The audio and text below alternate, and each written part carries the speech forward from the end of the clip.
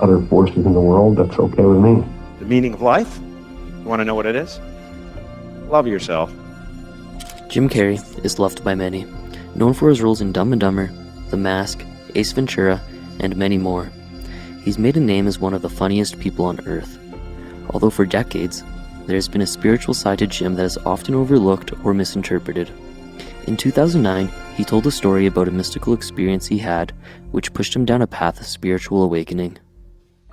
A few months ago, after knowing Eckhart Tolle for a while and studying the books, I woke up and I suddenly got it. I understood suddenly how thought was just an illusory thing. And how thought is responsible for, if not all, most of the suffering we experience. And then I suddenly felt like I was looking at these thoughts from another perspective. And I wondered, who is it that's aware that I'm thinking?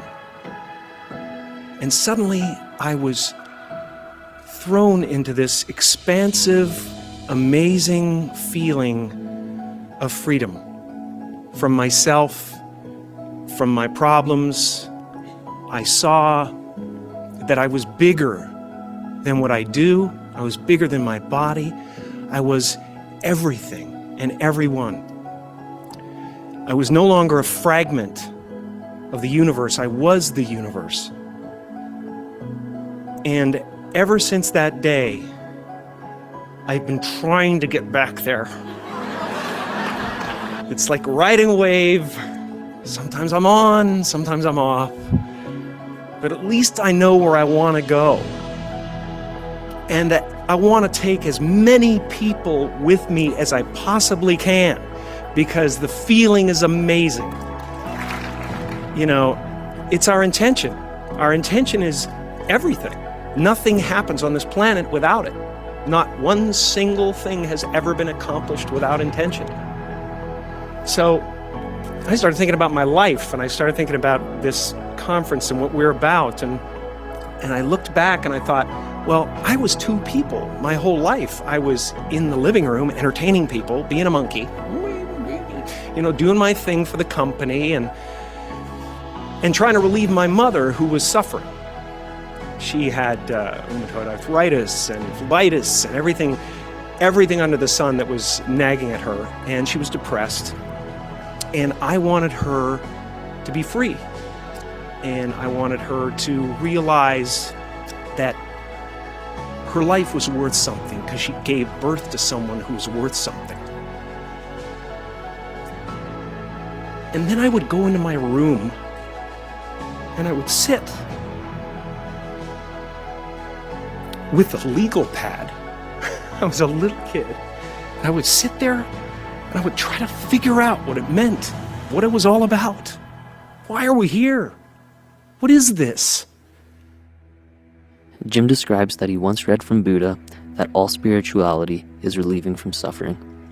Similarly, Buddha summarized the reality of suffering in the four truths. 1. Our lives are pervaded by suffering, both obvious and subtle. 2. There is an identifiable cause of our suffering. 3. Because we know its cause, we can free ourselves from suffering. And 4. There is a specific path we can follow to end suffering, which consists of meditation, wisdom, and ethical living. Buddha's teachings on suffering resonated with Jim, as he realized that he was trying to relieve his mother from suffering all along. One day, I read something from Buddha that said that all spirituality is about relieving suffering. And I suddenly realized that's what I'm doing in the other room. and I'm aligned. You know, my purpose is aligned with this. So I felt incredibly lucky. I lose sight of that all the time. I get caught up in different concerns and ego concerns. but I'm so lucky to be a part of this community and to do something that is of value. And he's relieved more than just his mother from suffering. With countless timeless performances, there's something for everyone to find escape from their own life's strife. One of which being his portrayal of Andy Kaufman in the 1999 film Man on the Moon. Following the film, he had another awakening experience where he saw through his ego. It was definitely an important moment in the process where I found myself subjugating Jim Carrey for Andy Kaufman and Tony Clifton, and then at the end of it looking for Jim Carrey again and having trouble finding him. And at a certain point I realized, hey, wait a second, if it's so easy to lose Jim Carrey, who the hell is Jim Carrey? Or I was kind of watching from another place. And there's been a series of kind of awakenings I've had in my life, and people chalk it up to depression and all that stuff. I think that grief and sadness and all those things are the ticket home to nothing. I think that was a part of the process. There's been several other awakenings, and yet still I have a lot of egoic attachments that pull my attention and focus. This experience suggests that the distinction between Jim Carrey and his iconic roles can become blurred. However, Jim has an interesting perspective on this notion. You said you've kind of disassociated yourself with Jim Carrey, but does, everyone, when we see your face, there's so many iconic roles and so many of our favorite movies, from Eternal Sunshine, Dumb and Dumber and everything. That has nothing to do with Jim Carrey. That has nothing to do with Jim Carrey. Nothing at all to do with Jim Carrey. That's just what happened. And it is wonderful, and there's insane gratitude around it, and wonder around it. How did it happen? And fulfillment from it. And I look back at it and I see something beautiful that rose out of nothing and happened for no one. It just was. Like, it was almost like every 6 months to a year we saw this huge Jim Carrey comedy. Do you miss that? No, I honestly, there's nothing but this. You're my universe. You know what I mean? So I'm not looking forward, and I'm not looking backward, and I'm not, the aspect of this that's backward to me is like a contemporary thing. What's good about this movie? It's not a look back. It's a contemporary concept. It's what's happening right now inside everybody. Is they're going, who am I? And they're depressed. A lot of people, because they're trying to hold up an image in the world. And that's what depression is. People go like, oh, Jim's been depressed and stuff. Well, yeah, I was depressed when I was trying to be the Wizard of Oz instead of the sweaty guy behind the curtain. But now I know that Oz is the character, and I think that everybody deals with that. Everybody walks around and they go like, why am I depressed? Well, it's because you're trying to be something for the world, and as soon as you let that go, better things happen, because they're just happening. But it's not, now it's just sadness. Sadness comes, happiness comes. It's the weather that flies by the sky. It doesn't sit on you long enough to drown you, As mentioned, Jim has struggled with depression. He previously mentioned depression as his body needing deep rest from putting on an act. Here he takes us further into that journey. I've read a couple of places where you said you've struggled with depression from time to time. I was on Prozac for a long time. Yep, I was on Prozac for a long time, and I'm not sure. It may have helped me out of a jam for a little bit, but people stay on it forever.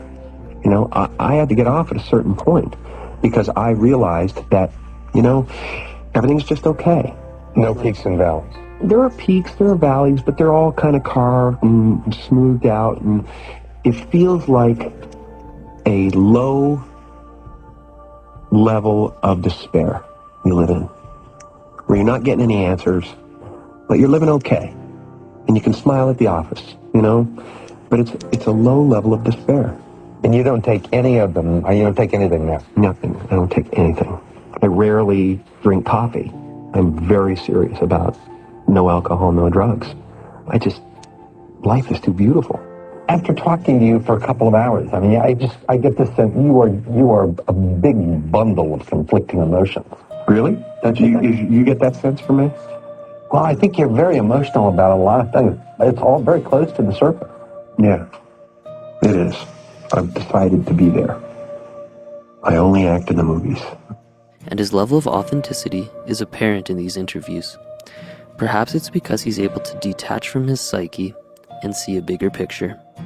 I think that we're all trying to add things to ourselves so that we can finally define ourselves, and then everybody will get us and they'll go, okay, this is what you are. And then if you actually get there, you will find it so empty that you'll realize that's really not what it's about. It's about not only, just going with the flow, but it's about not taking it personally. It's like the difference between a house and my house is a world of difference, and it's the my that's the problem. So you can do all this without the my involved. You can do it in a way that it's not, life isn't happening to you, it's happening for for the good of everyone. It's just it's a play. It's a giant field of consciousness dancing for itself, and you're here to make me happy, and it's making itself happy. It's like one soul. That's how I feel. I feel like people say, well, I have a soul. You don't have a soul. There's no you, but I feel like there is a soul, and it includes everything. And when you wake up in the morning and you feel like I'm the universe, you don't have to reach for the stars. You can just let life happen. And walk through the doors.